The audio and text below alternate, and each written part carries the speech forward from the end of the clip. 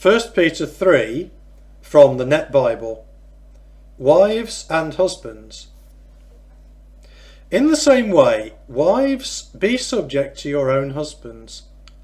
Then, even if some are disobedient to the word, they will be won over without a word by the way you live, when they see your pure and reverent conduct.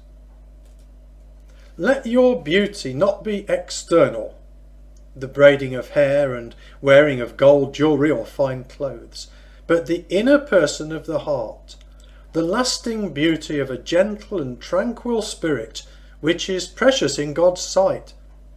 For in the same way, the holy women who hoped in God long ago adorned themselves by being subject to their husbands, like Sarah, who obeyed Abraham, calling him Lord.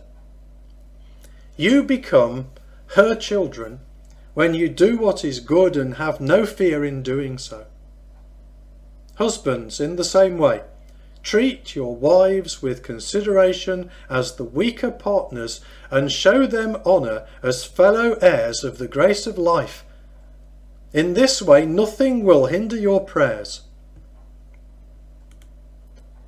Suffering for doing good.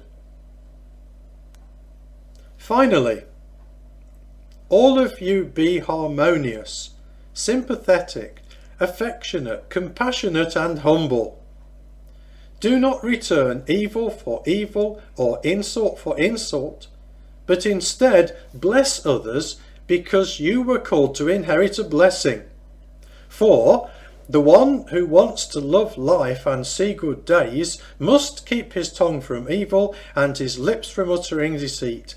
And he must turn away from evil and do good. He must seek peace and pursue it. For the eyes of the Lord are upon the righteous, and his ears are open to their prayer.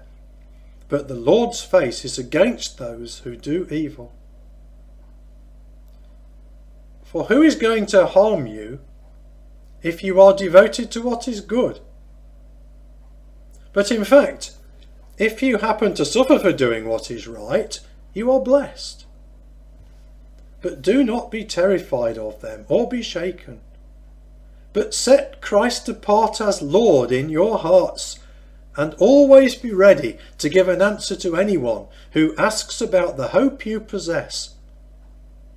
Yet do it with courtesy and respect, keeping a good conscience, so that those who slander your good conduct in Christ may be put to shame when they accuse you.